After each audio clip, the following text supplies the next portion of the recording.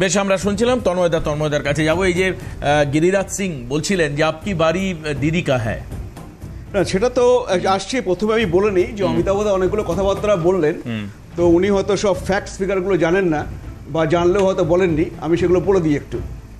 দেখুন, ভোটাররা কিন্তু ভোট দেন, তারা র্যাশনাল ডিসিশন নেন। যখন 4-5টা ইস্যু থাকে, ধরো লক্ষ্মীর ভাণ্ডার, হয়তো দেখা গেল law and order issue, corruption issue, তখন তারা দেখে কোনটা আমার জন্য সব থেকে সুবিধাজনক, তো র্যাশনাল ডিসিশন নেয়। আপনি যদি বলেন যে ভাতাতেই যদি সিট আসছে, তাহলে দিল্লিতে আম আদমি পার্টি হারতো না। দিল্লিতে আম আদমি পার্টি 5 বছরে দিয়েছে এবং তারপরে আরও বেশি ডিক্লেয়ার করেছে যে আমরা আরও দেবো। তারপরে আম আদমি পার্টির কি হয়েছে দিল্লিতে দেখেছেন। তো সুতরাং একমাত্র ওই ভাতা বা টাকা দিয়ে সব কিছু হয় না, এবং সেটা ফ্যাক্টস অ্যান্ড ফিগার্স বলছে। আজকে বিহারে 2005 সালে গ্রামে গঞ্জে 6% বাড়িতে মাত্র ইলেকট্রিসিটি ছিল। বিহার ছিল অন্ধকার। ইভিন পাটনাতে 7 থেকে 8 ঘন্টা কারেন্ট থাকতো, অন্য সময় লোডশেডিং।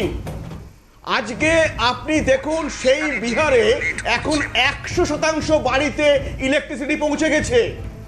আজকে কনজামশন দেখুন, সেখানে কত ডিমান্ড ছিল, কত মেগাওয়াট, এখন কত মেগাওয়াট, প্রায় 13 গুণ বেশি। আজকে আপনি রোড দেখুন, রোড তখন গ্রামে গঞ্জে ছিল 8000 কিলোমিটার রোড, সব পায়ে হেঁটে মাটির রাস্তায় যেত। এখন সেটা হয়েছে 1.2 লাখ কিলোমিটার। তো এই আপনি দেখুন হেলথ, উনি বলছেন হেলথের কথা, হেলথে এখন বাজেট বেড়েছে 10 গুণ।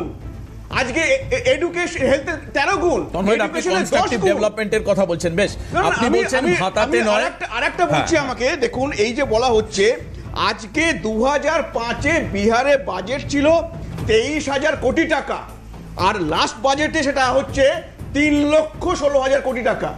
এইগুলো আসছে কোথা থেকে? বেশ, একদম ঠিক। আমি এই প্রশ্ন অমিতাভ দা কি বলবেন? হ্যাঁ, আমি বুঝতে পেরেছি। এবার রাজ্য যদি সবকা সাথ সবকা বিকাশের কথা আপনি বলছেন, সেটা তো ভুল হয় না। বেশ, আমি আরেকটা কথা বলে দিচ্ছি, এই মহিলাদের কথা হচ্ছে। আচ্ছা, মহিলাদের দেখুন তো, লাখপতি দিদি এখন বিহারে কত লক্ষ হয়েছে। লাখপতি দিদিকে কি আলাদা করে পয়সা দেওয়া হয়? তাদেরকে দেওয়া হয় সেলফ হেল্প গ্রুপের মাধ্যমে, তাদেরকে নিজের পায়ে তোলা। আমি অমিতাভ দার কাছ থেকে রিঅ্যাকশন নেব। আমি বুঝতে পেরেছি আপনি বলছেন যে সোশিও ইকোনমিক এম্পাওয়ারমেন্ট গত 5 বছরে হয়েছে, তার রিফ্লেক্ট